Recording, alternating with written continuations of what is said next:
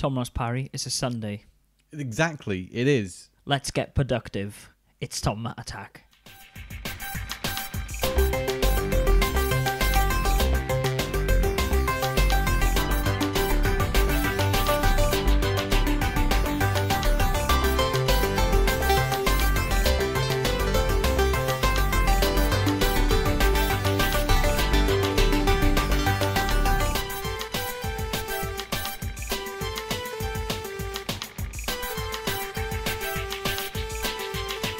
Interesting intro there, Matthew. Well, what are you trying to say in that one? Productive podcasting? I don't know. My head's in the shed. You alright? I'm alright. I've been being productive, actually, today. Yes, you have been. I've been doing stuff for blastprocess.com. If you head over to our YouTube channel now, you will find a brand new Parry's Pickups, where I talk about games I'll be talking about on this podcast, I imagine.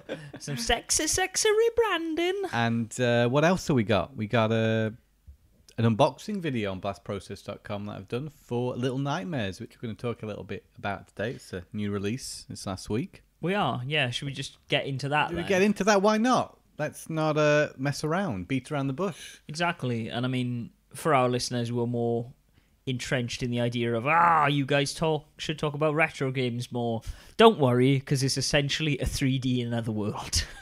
Tom, take it away. You weren't very impressed. No, I wasn't.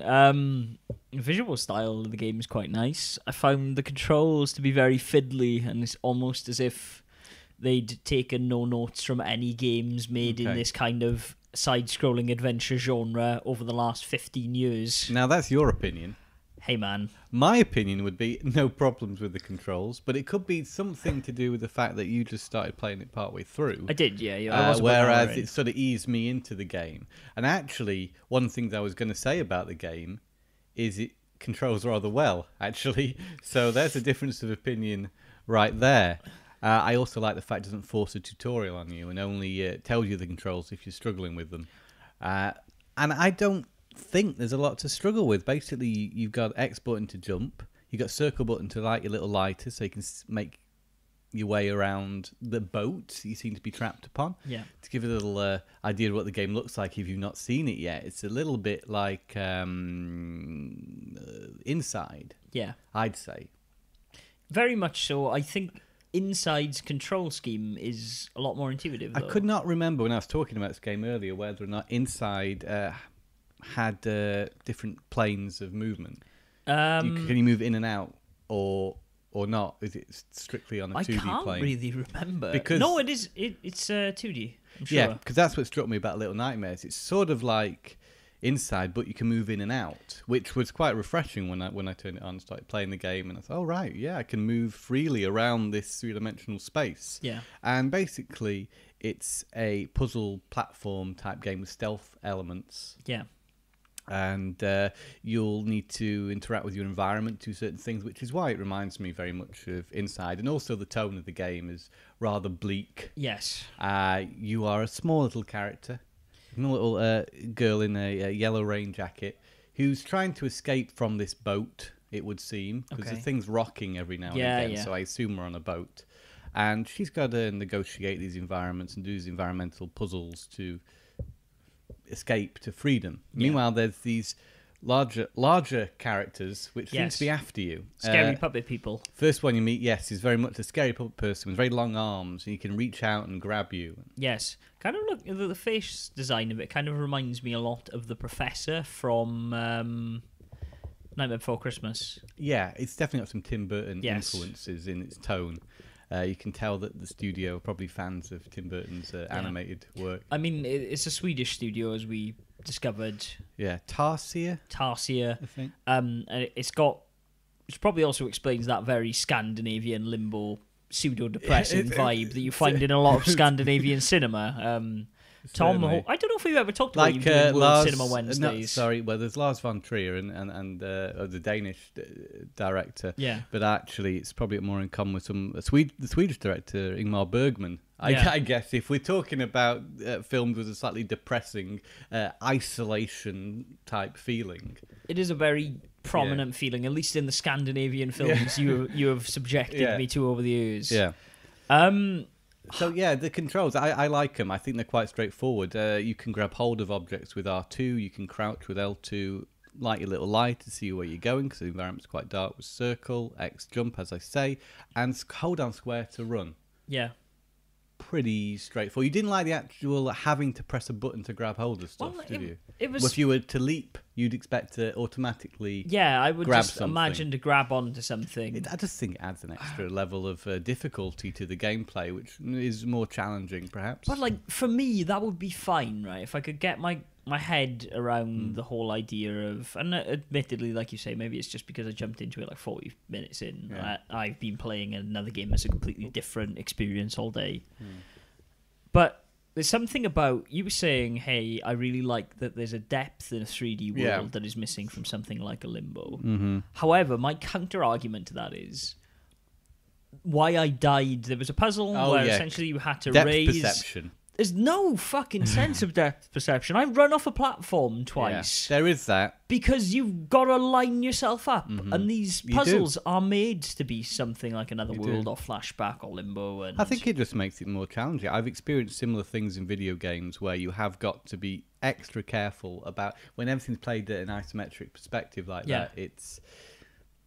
Yeah, I don't know. I don't have a big problem with, but I can see why you'd be frustrated. Just give me an invisible wall. That's all I ask for. Just make it so the character goes towards the edge and stammers or something, so I know, oh shit, I'm gonna die if I do this. Maybe the reason is it would make the game too easy, because essentially it's the progression through the game is fairly quick. Yeah. You know, it isn't, and I've heard it isn't the most difficult video game ever. So maybe these elements are there to enhance the difficulty levels slightly. But if they're causing you frustration, then exactly. That's not and I honestly, I love this genre. Like, Another World, Inside, and Limbo are props amongst my favourite games, especially Another World and Limbo. Yeah. I'm gonna need to buy it and play a bit more of it. Yeah. But you must admit it's very playable. I like the and aesthetic. It's hard to put down as well. I find, at least. I don't know. Like, I liked watching you play it. Okay. More than I playing enjoyed playing it. Like, I don't know. I from what I saw of it, the 3D depth is a new thing to it. Yeah. I think that the only thing that game's really got going for it in terms of new ideas, even, is the aesthetic. Yeah. There was a bit where and you were like, the first thing I saw was a noose, and you were like, oh, this game's got a very dark tone, and I was just like, yeah, really? But we jumped on this noose, we flew down like an elevator shaft, and I was like, oh, that's like exactly like the start of Another World, where you're in the phone box thing, and it blows up, and you swim up through the water, could but call in it reverse. A homage. And then you landed on the ground, and then you ran through a shower where black leeches fell from the ceiling, and if you stepped on them, they jumped onto you and like spiked through you. Don't you think the developers are quite aware that this is a nod to... And then 3 seconds later, you got in a cage and knocked it back and forth. Yeah. Perhaps. The game does have its own original ideas. I didn't see any of them in that time, other than the aesthetic and some of the cool stuff with like that big scary puppet man. The puppet man, yeah. It's a beautiful game, and it looks incredible, don't get me wrong. The environments and lighting is fantastic. It also has a sort of grain effect to it, if you notice, which is something I never picked up on the videos of it that I'd seen before. It's definitely got atmosphere, don't get me wrong. Like, music's also very, it's minimal. But it's like, it's creepy minimal. It's nice the way it's implemented. Yeah. Into the. It's just, I've seen this game get a lot of 9s in reviews. I think it's got week. 8s, 9s, 4.7s out of 5s. I don't think it's worthy of it. The same way I don't necessarily think Inside was worthy of all the 9s and 10s it got. This genre is very popular. It is, but I mean, for me, I'm still trying to find another game that's better than Another World, and that game's almost 25 years old. Yeah, it's a fair point you make. Maybe we haven't progressed a lot since then. Maybe it was just done so well in the first place. Yeah. It's difficult to top. Perhaps. I mean, for me, Limbo kind of gets halfway there. I think Limbo introduces some more interesting things, and obviously the consoles, like the PS3 and the Xbox 360, can obviously handle themselves a lot better than a Super Nintendo or an Amiga ever could. Yeah. So you have these more fast, fluid, dynamic puzzles. Like, how far did you get into Limbo? Did you ever beat it? No, not. There's a section at the end of that game that is super bright, neck speed Yeah. on everything. You're in a thing, so you not only got to worry about a floating water level, Yeah. but essentially it becomes like a Super Meat Boy level. Essentially, if you fuck up Oh, one wow. jump, you screw up, and it's so intense. I was like, wow, this is what Another World was trying to Okay. be in certain points. Games like Limbo and Inside, etc., and Another World actually very much so have a difficulty, a certain difficulty to them from the off. Yeah. I think. Whereas I think Little Nightmares is far more accessible Yes. than most of these genre of games. So it might be a good place to start. But then again, you have got the extra complication of the 3D depth. So There's just something that doesn't click there for me. And like I said, I will go and buy it. I will go play it, and I will let you know next week if I ease into it, will it be fine? yeah, But it's just something about that depth, man. Like yeah. something about the depth and the level of complication they've put on the controls, and I can see what they've done it. There must be puzzles later on in the game when you're jumping and you're trying to catch things or something. And I expect there'll be a lot more moving objects around and placing them. Yeah. But I couldn't even like climb faster. I was thinking, oh well, the reason they've put this grip button on a different button is that you'll probably be able to like jump and climb in something like you can do in Assassin's Creed or Tomb Raider or whatever. Okay. And you couldn't even do that. I tried to click X and she just fell, and I was like, okay, so why have you made me jump and grip on a different button other than difficulty? Yeah, it's interesting to note that this is the studio's first proper game. Yes. Other than a game that was apparently cancelled, well, seemingly cancelled, that was in development for PS3. I forget the name of it. Yeah. So let's see. Maybe their follow up will iron out a few of these little niggles. But I don't think they're huge. I think there's far more frustration in some other recent games that I've been playing. I'm just slightly disappointed by it, that's all. Like I said, maybe it's the ramp up, as I said a million times already. So I'll let you know next week what I think. Okay. Promising, Yeah. but I don't know. Something doesn't click with me. It's a nice price point, though. You can buy a physical copy of the game. It's available as just in a regular edition or a special edition, which is called the 6th edition. The regular edition is about £16. Yeah. It's 200 kroner here in Denmark, so a Wonder little how bit much more it is on expensive. PSN. I think it's the same as the physical copy, is it not? Really? I think it's, yeah. I might buy a physical copy then. Yeah, unless it's the digital copy that's 16, the physical copy is about 20. I'll double check. Could be. But yes, the special edition I bought here in Denmark was 300 kroner. I'm not sure if it's pounds equivalent. Yeah. But yeah, it's meant to be a short game, reflected in its price. The special edition's got some neat things in it. It's not the highest end special edition you can get. You get stickers, poster, which is folded up, so it's not. I said this in the unboxing video. It would have been just nice to have an instruction manual. You expect whenever a special edition is done, they should include an instruction manual in it. That's interesting. Little Nightmares is 150 kroner for a digital download. There is also, you can buy the soundtrack for 37 kroner, and there's like a digital edition soundtrack bundle. comes with the special edition as well. However, there is also a Little Nightmares level creator kit for Little Big Planet 3. Oh. Which is what the studio previously worked on. I'm very curious to see if that game's engine is actually the same engine that they used for Little Big Planet, perhaps. Yeah. That's interesting. I was always under the impression that Sumo Digital did Little Big Planet 3, but I imagine Tarsier had some hand in it as well.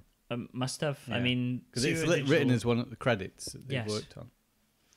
But I mean, they're clearly making DLC for it, and they also apparently ported Tearaway to PS4. You said, right? Yeah, so that's right. Makes sense. I'm going to go on How Long to Beat very quickly, just to look. Did you get a definitive answer? How long to beat? Exactly. Drum roll. Little Nightmare. I was been playing. I'm just going to mention this. 3.5 hours apparently in this game. 3.5 hours. Yeah. I've been telling everybody it's 6. That's interesting. Yes. Again, I've been saying that 6 hours is fine for me. I don't mind shorter games. 3 hours, 3.5 hours is also not so bad. Yeah. But yeah, it's quite a lot. Maybe you're better to wait for a sale. Perhaps. At that price. The game I played was actually also 150 kroner and is roughly about 2.5 hours. Oh, okay. and that is a game called What Remains of Edith Finch. When you think about it, though, plenty of movies cost that when they come out, and that's 2 hours. Yep, it's true. So I'm actually all for the idea of games being shorter, so it isn't so bad. One game I've been playing recently has been Tomb Raider, Yes. Definitive Edition on Xbox One. I'm up to the 6 hour mark. It's actually felt longer to me than 6 hours. Really? At this point.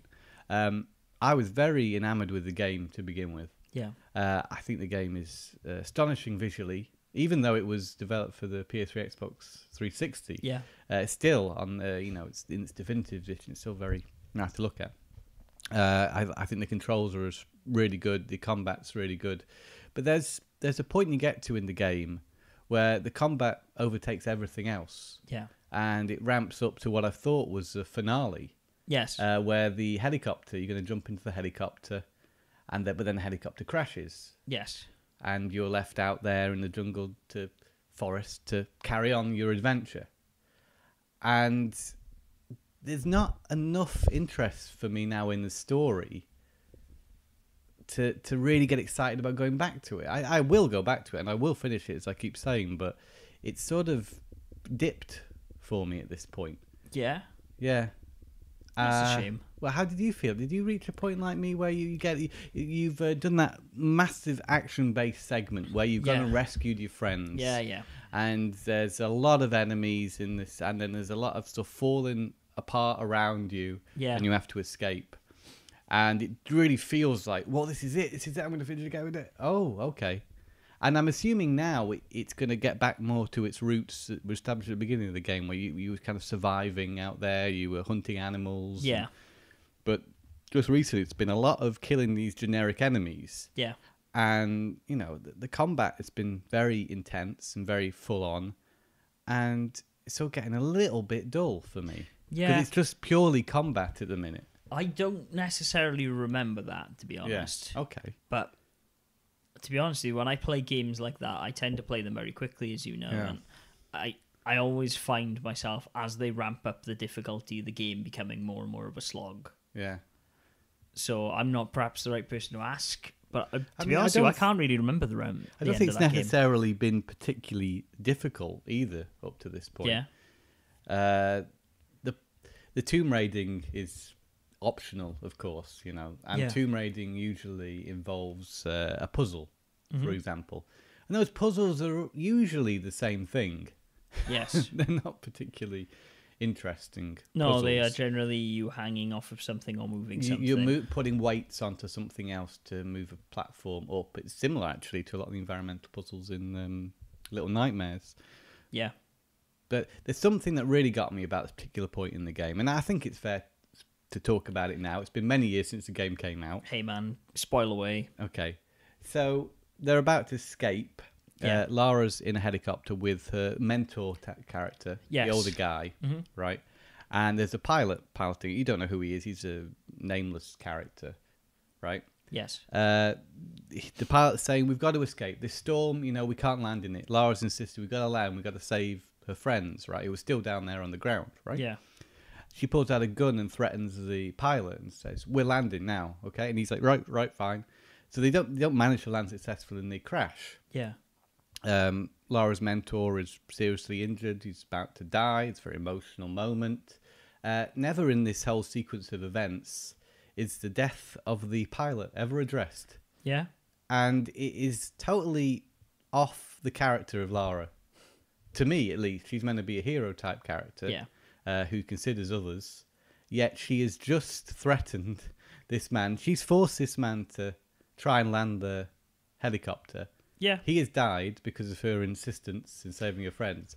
And he's never mentioned again. Hey, man, there was a debate at the time this game came out in all of the podcasts I was listening to of she has Nathan Drake syndrome. Like, them trying to be so close to Uncharted is the fact that She murders countless hundreds of people, and then she's like, oh, God, poor me, I'm Lara.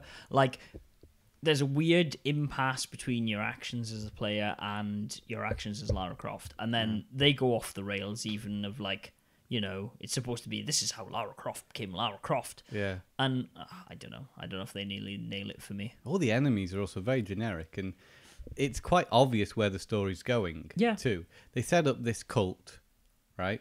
And there's got a cult leader who seems to be the fake bad guy because he's not even developed in the slightest. Then you have another person that was on Lara's crew before they crashed. Yeah. The guy in the glasses, the one who's kind of the scientist guy, kind of leading them. Yes. There's two guys in glasses. This is the older guy in glasses, right? Not the blonde dude. The blonde dude. Yeah. Is it the blonde dude? The one who is obviously wanted them to come to this island and is trying to getting as much information on this culture as possible and doesn't care about. I really can't. He's using remember, the man. rest of the crew to get This there. is 159 episodes of Tom and Matt Attack. Yeah, but you know, it's interesting to be up to a point with this game where I thought this was one of the greatest games ever made at one point. Yeah. Right? And now it's continued past the 6-hour mark, and I'm like, oh, this is starting to get a bit stale now. The story's showing its holes, and it's not actually that compelling anymore. Hey man, this is also a 4-year-old game at this point. Like, Yeah, games have moved on quite a bit. It does make me wonder how Rise of the Tomb Raider, its sequel, is going to compare to it. Yeah. I'd like to see Lara doing more Lara Croft type stuff instead of slaughtering billions of generic looking cult worshippers. Yeah. And I hear you'll get it. I hear the Rise of the Tomb Raider is a very good game. yeah, and this also is a very good game, but it's not quite as good as I initially thought it was. For all the great things it does right. Yeah. Because I love the collecting aspect to it as well. I love the customization and upgrading Lara, and that's one of the other things that makes me keep playing. Because I just want to upgrade that weapon to the next stage and such. And you get a great sense of achievement from it. But yeah, not as good as I thought. It's a shame. Still good. Yeah. But hey man, like, it's not Resident Evil 4, which is a game I kept comparing it to. I can't remember anything about Tomb Raider other than certain. So it didn't stick with you then. Certain plot points and certain things at the time being good. And to be honest with you, like, having since played the Uncharted games, I would say the Uncharted games are a lot better than that Tomb Raider game. I think Uncharted 1, 2, and 3 came along. Tomb Raider made good on the mechanics and things that had been developed there, improved the gunplay a little bit. And then Uncharted 4 for me is the pinnacle of that kind of action. I really have to run and play gun it. climbing I've not game. played through all the rest of them yet, which I really A lot of must people do. would like say you don't did. have to. But I felt a certain affinity to those characters by the end of that. Yeah, I think saga that's from something doing so. that you certainly miss if you hadn't played the Yeah. the games, Previous games. The previous games, yeah. Yeah. Edith Finch, Tom. Edith Finch, which is a game I keep hearing about lately, that it's really good. It's by Giant Sparrow. Giant Sparrow. People who did Unfinished Swan. These are somehow related to Santa Monica Studios. Yes, they are. They are an They're an offshoot of them. Santa Monica, Yeah. This is actually the first game, I believe, published by a new studio called Annapurna Interactive, and they are actually an independent film company, Annapurna. They did The Master, for example, as well as some other movies of reputable nature that I shall now list off. Zero Dark 30 is them, Spring Breakers is them, Her is them, American Hustle is them. Wow. Sausage Party. They're branching out into video games. Yes, they are. They're a studio founded on the idea of telling very interesting stories. And so they're working together with Giant Sparrow to release this game. Yes, they did. Yeah. This was the first game released by Annapurna Interactive. They're working on a few other games at the moment, and I've just closed this window, so I can't tell you where it is. But I believe it was... I can't remember if it was Giant Bomb or Waypoint Radio, which is Vice's game podcast. We're interviewing the people who'd started this studio, and they're interested in making games and funding games that aren't necessarily your run-of-the-mill. This is what you would expect. Games like Everyone's Gone to the Rapture, yes, perhaps, or games Gone Home, or Firewatch. Yes, these sort of narrative-driven, unique. Not even necessarily that. They'll have to be. They want to create new experiences. Okay. Seems to be the main goal of the company, And so they're not just doing walking simulators. No, they're not. As they unfairly have been dubbed this genre. I mean, like you can take it with a pinch of salt, right? I can say that these studios trying to be incredibly interactive and trying to drive things forward, and then their first game released is a walking game by an already established studio. But the first 4 games they have lined up are obviously What Remains of Edith Finch. There's this one called Gogoa, which is a hand-illustrated puzzle game, which is supposed to be very good. Donut Country was a game that sounded absolutely amazing, and essentially you are a giant donut and you go around in a Katamari-style fashion, and these donuts grow and grow. It's supposed to do some interesting things. And there's a game called The Artful Escape, which I actually know nothing of, but looks artful cool from that thumbnail. So I went into this. I was like, okay, I wasn't sure, as long-time listeners of this podcast will know, if I really wanted to play another walking simulator. I went into it with thinking, well, maybe this will offer something new, because I'd seen a bit of E3 footage of that game, and it was essentially the first character you encounter in that game. Essentially, you are a character who is returning back to her family home after...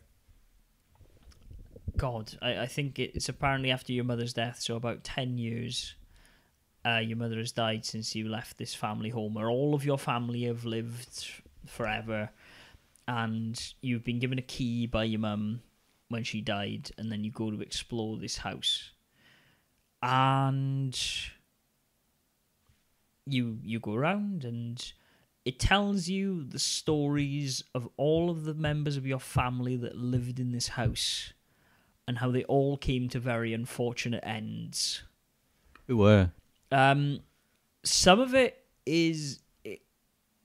I don't know necessarily if it takes the idea of...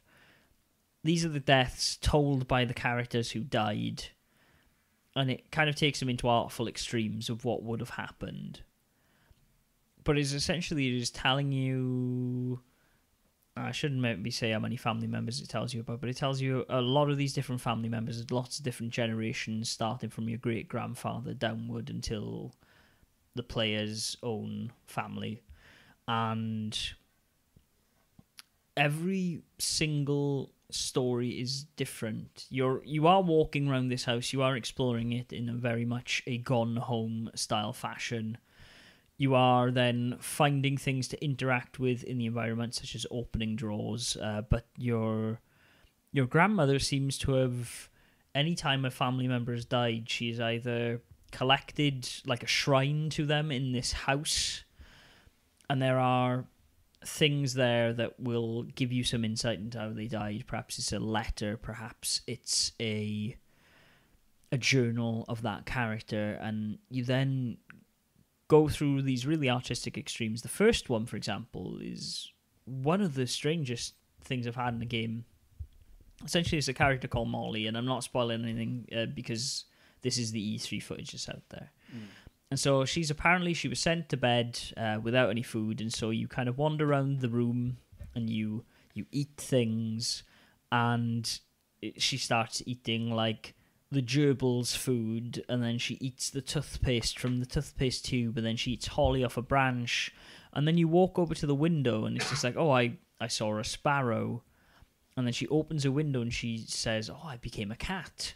And then so you're running up this tree as a cat chasing this bird while the character is narrating over the top, and you see it written in the world. Are you at this point playing? You are playing, yeah. Yeah, you're doing the things you're describing. Yeah. So you're running up the tree chasing these birds as first person as a cat. And then eventually you catch the bird, and then you zoom out, and then you're an owl, and then you're catching rabbits in a field. And then you become a shark, and then you're swimming through the sea, and then you become this monstrous thing. And then it and all the while you're going, whoa, this is different. Yeah, I was sat next to Marta, my fiance, and she was just like, what the fuck are we playing? And I was like, I don't know. Like, I honestly can't tell you what this is. That one is quite a strange example of the storytelling this game does. There are some beautifully profound segments of storytelling in that game Oh, I like that. that I do like the not sound of that. want to spoil, because how it delivers those stories to you in completely different ways each time is part of the charm of the game. So not just one story, you've got a story for each family member. You Yes. Yeah. And they all kind of obviously connected to the house. To the house. All of them have lived in this house, and this house is like, I don't even know how to describe it. It's like, if you imagined like the most Amityville horror style looking house you could, and then kind of took a bit of Howl's Moving Castle on top of it. So it's got like bits coming out a bit because they've lived in this house since the family arrived in America, and they've expanded the house to accommodate new family members. So yeah, initially you're controlling this Edith Finch character as she explores the house, and then you go into each separate. And as you go into each separate room, which you get another experience. Yeah, they're all through like secret passages and stuff, because your mother apparently, once the family members had died, sealed the rooms with glue so you can't get in through the doors. Oh. There are people, so you can kind of look through and be like, what the fuck's going on in that room? Makes you wonder if she's going to die. Who knows? It's all very interesting, but I mean, like, the character is telling the story as you're going through it all. And you've played through it too. I played through the entire thing in one sitting, which is how I recommend you play this game. And how long would that take? It took me about 2.5 hours. Okay. How long to beat says about 2, and admittedly, my fiance was playing it at some point, and she's not the best with 3D environments. I found out she plays games inverted. She was really struggling with the controls, and I was like, hang on a sec, and I flipped it and for inverted for her. She's like, oh yeah, shit. And then I was like, oh, okay, cool. Another one. Yeah, she was just like, is that bad? I was like, well, no. I said, that's how your brain processes how you should control a video game. That's how Tom fine. Parry plays it. Exactly, that's literally The what I right said way. to her. Tom Parry's an inverted player. And then I rang a bell and showed Need that on shame. a t-shirt. Yeah. Inverted player. Inverted player. Turn it upside down. Yeah. Oh! Tom and Matt Attack's first t-shirt. 160 Yeah. in. There you go. Downs up, ups down. Yeah. I don't want to spoil too much of it.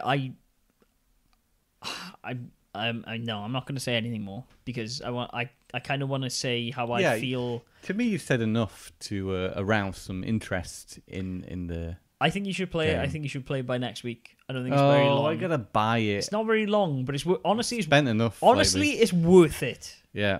Like, I'll wait for a sale.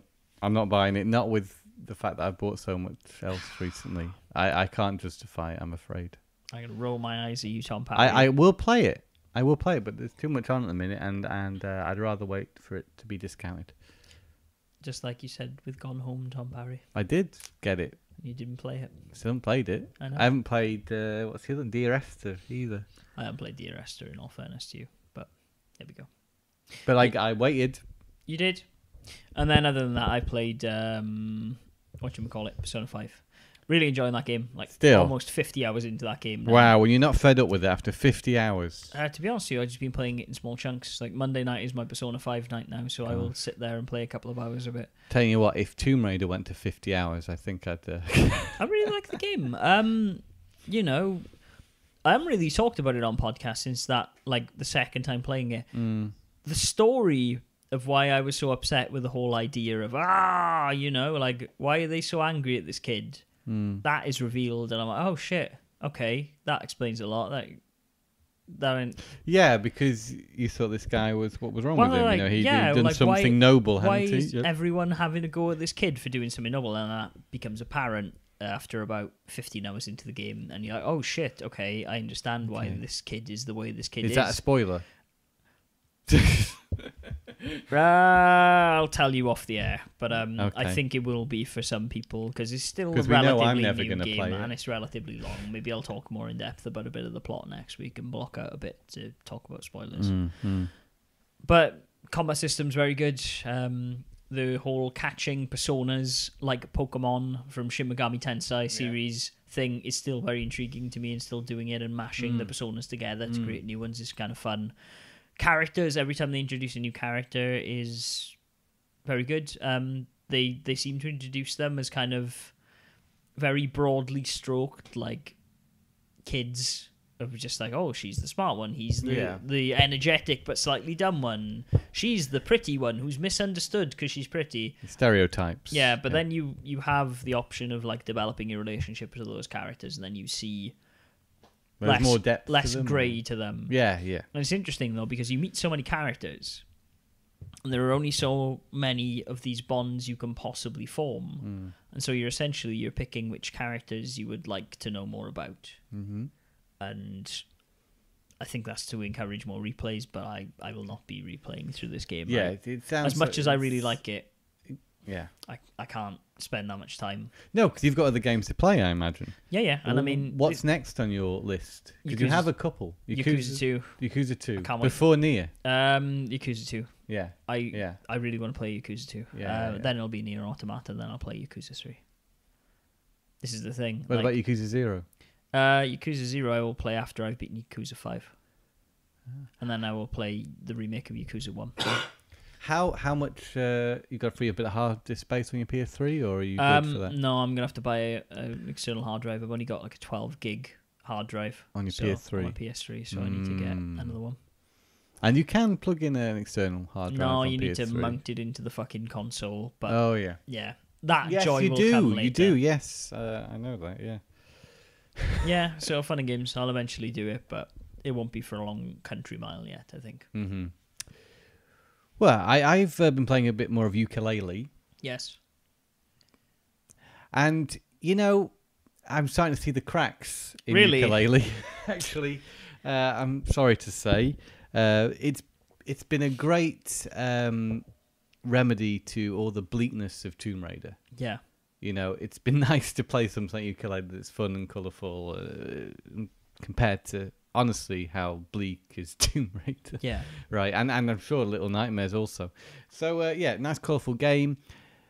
But it's not Banjo-Kazooie. No. And it's not on the same level of quality. It may appear like it is, and design work is good, but, of course, you already see the main characters aren't quite as good, and they're sort of really just a copy of Banjo-Kazooie, and their dynamic as well, it also appears like that.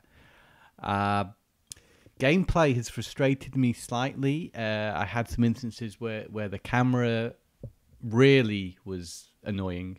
Yeah. And I hadn't experienced... when you have to do more complicated platforming, then the camera does become an issue. Also, the progression is a little bit difficult because I spent a lot of time doing a certain task in the game to get a pagey, the equivalent of Jiggies. And then I got to the very end of it, and I could not finish it off. And I was really wondering why. And I'm thinking, perhaps it's because I haven't learned a move yet. Yeah. And this thing wasn't locked off to me to do. Like it felt like, I could go and do that right now. Maybe I'm just being dumb, but honestly, I think I can't do it. And I spent a lot of time getting up to the final part of it, only to find I could not continue. I hear that is a common complaint with this game. That is a continuous problem throughout this game. So it's great that it's to the open world, but it doesn't seem to manage that very well. Whereas a game like Banjo-Kazooie was so much more better made than, sadly, Yooka Laylee is. But the thing is, Yooka Laylee, it feels like it's playing a trick on you. Here's everything you love from Banjo-Kazooie. Oh, there it all is. It's not as good as Banjo-Kazooie. And you only find that out as the more you play it, of course. I'm not saying the game's bad by any means because there's some great stuff in it, and I'm looking forward to playing it again. Yeah. But those problems are bigger than I first thought. It's a shame. And I hope they don't get up to a point where I honestly don't want to play it anymore. So right now I'm okay. I can still go back to it, but I'm starting to realise it's not all roses. It's a shame. It is a shame. I guess it did come out slightly cheaper than a lot of games, but it has become bigger. Yes. Than it ever was intended to be, perhaps. Yeah. This is also what happened with what's it called, No Man's Sky. Yeah. So it's to its detriment, I suppose, that it became as big as it is when it really isn't as good as you thought it would be. No. Yeah. So Tomb Raider and Yooka Laylee, it's gone totally from in love with this game to Hey man, Edith Finch, solid 2 hour long experience. Yeah, maybe if Yooka Laylee was tighter and smaller, like Banjo-Kazooie. Well, why does it have to be so big? It does actually have some nice ideas in terms of how it expands itself, because you do so much in a level, and then you get to the point you collected so many pages, and you can expand the level. So then you pay so many pages to make the level bigger, so you can explore things you couldn't explore before. Okay. Or you could spend those pages to unlock another world. So either upgrade the world you're on, or open another world. Yeah. So I think that was quite nice to have that, be able to make that decision of how you wanted to play it. But there we go.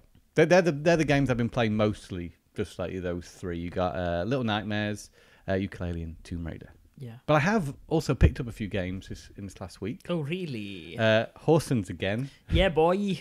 We've talked about this on the podcast numerous times. Horsens is a second-hand shop, which at the moment in Denmark is the best way to get PS2 games, it would seem, unless you go a flea market. And, as far as a store that you can go to, there are a few of these, what are they called, bog shoppings? Bog shopping, yeah. But you don't say bog, do you, in Danish, because the G isn't...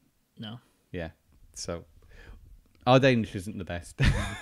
But these shops pop up in most places. And they do... it like bug, bog shopping? Yeah, like that. The basic second-hand shops, and they sell books, they sell music, they sell games, and of course they have older games. Yeah. But a fair few PS2 games from there recently, which we talked about. Unfortunately, one of them didn't work, and that was Eve of Extinction. So I went back and exchanged it. I got Pitfall: The Lost Expedition. Yes. Which is a very competent 3D platformer. It is among the best of the PS2 platformers, I'd say.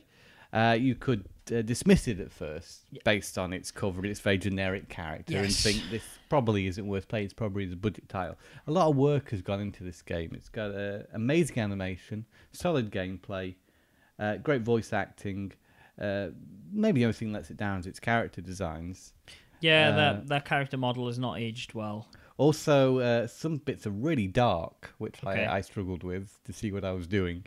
And occasionally, when the camera moves and such, the background seemed to blur, and it was a bit off-putting. Okay. How blurry. It's a bit of motion blur on some of the graphics and such, which is a little off-putting. But it's certainly got a very high production level, made by Edge of Reality, who have done other platform games like Over the Hedge and Shark Tale.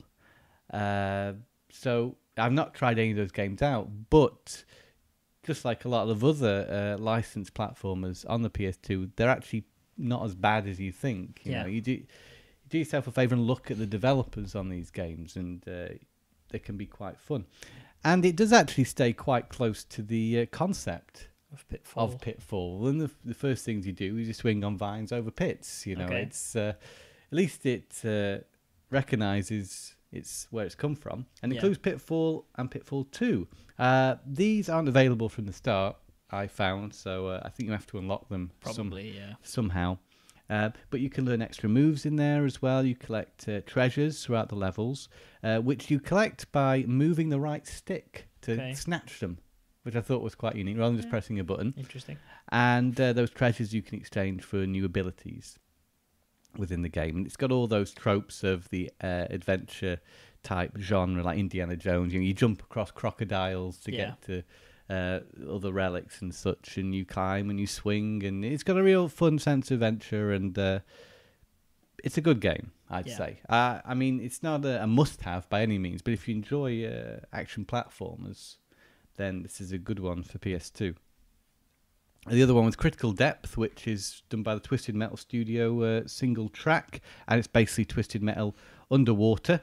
First mission I was playing as a CIA, and I was fighting the Russians underwater, trying to collect power pods or something. Yeah, deep below the surface of the ocean, 12 competing submarines have converged upon a remarkable discovery. Oh, Jesus. Mysterious glowing pods of incredible power. Could it grant them any wish they want? Origin, maybe. Lure the power-hungry sub-aqua adventurers into the darkest, most critical depths. That's the title of the game. Okay. Choose your submarine and play a game of cat and mouse as you try to hunt each other down and collect your power pods. So, yeah, as you say, Twisted Metal Underwater. Each level is an arena. I actually thought this game was going to be more like Star Fox, actually. I thought it was going to be an on-the-rails shooter. But of course, if I'd have realised the developer, I could have probably guessed it was going to be a little bit like Twisted Metal Underwater. TM. Guess what the name of this podcast is going to be. But it's got good graphics.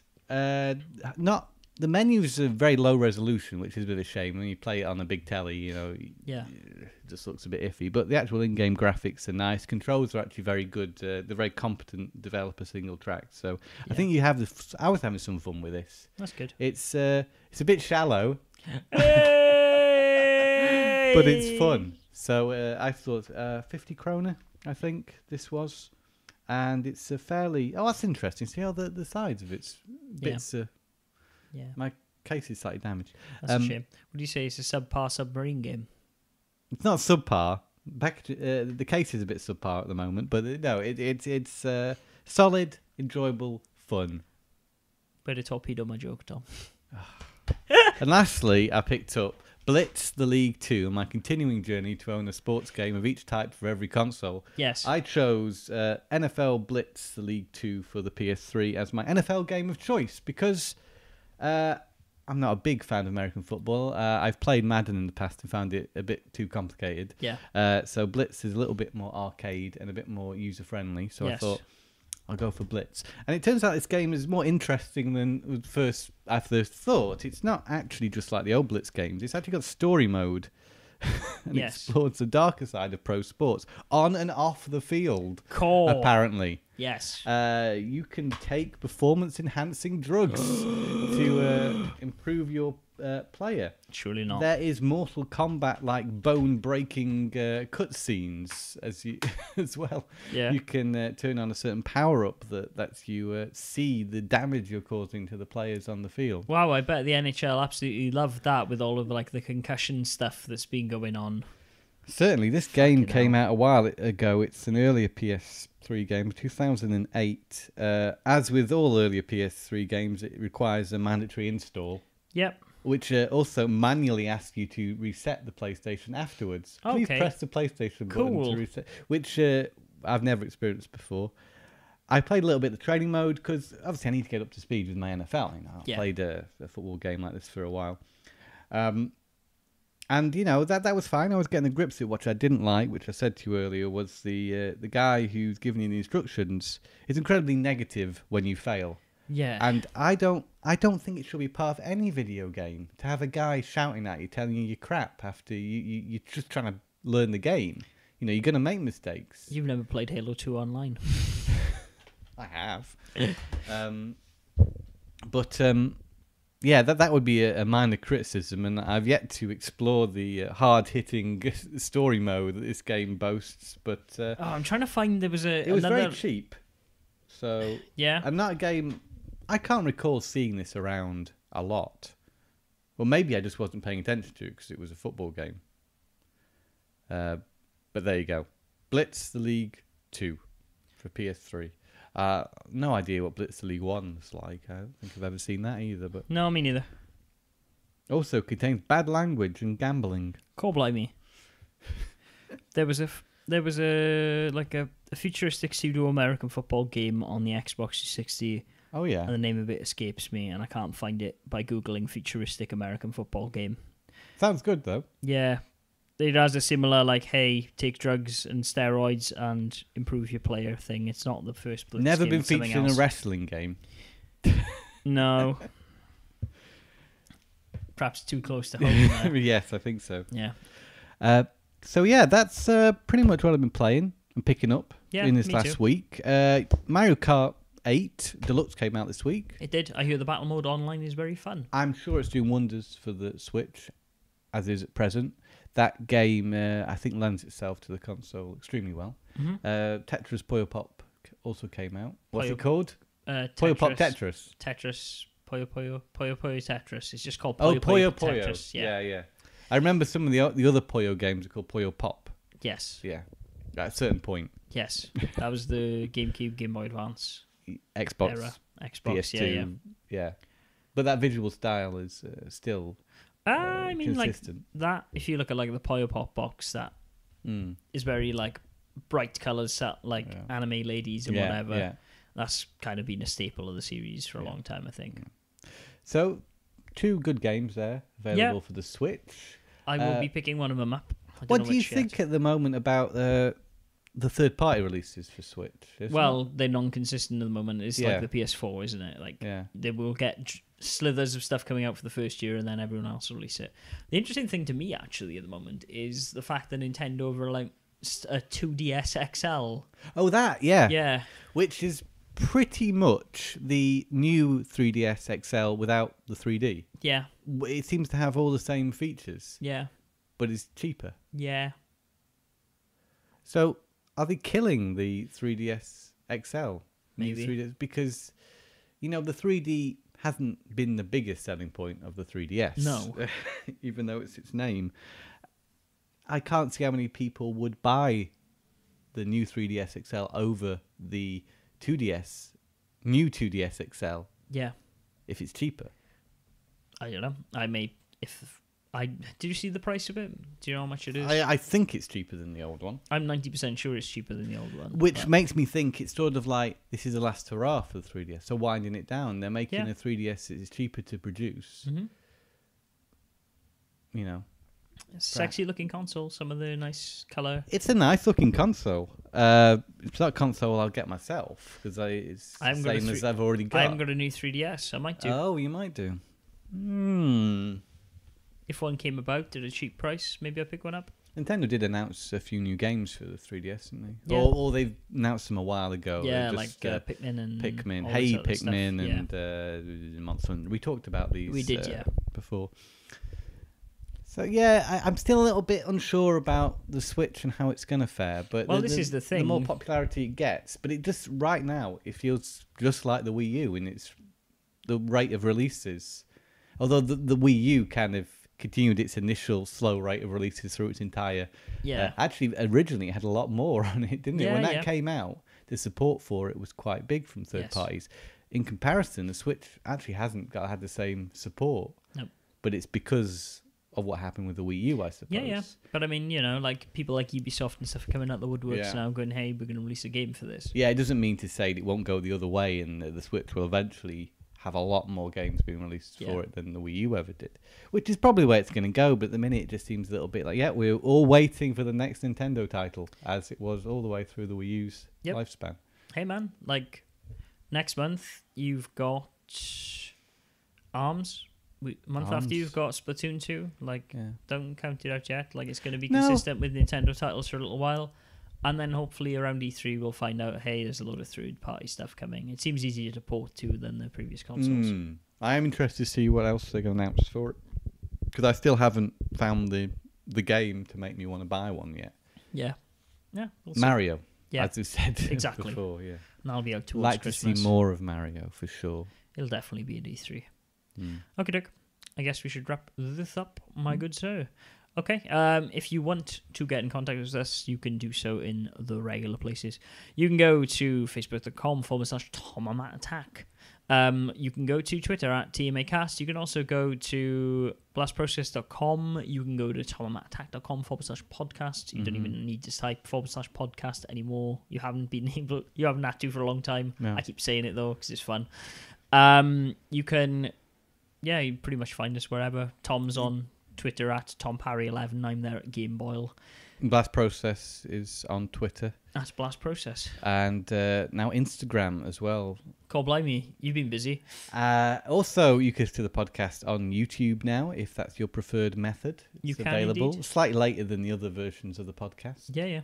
But so it goes. Yeah. And then if you would like to listen to it in another medium, such as in the iTunes, why not give us a cheeky rate and subscribe while you're there? Let us know you're enjoying the content and that you're listening. Okay, Tom, let's wrap this up. Until next week, everybody. Game on. Game on.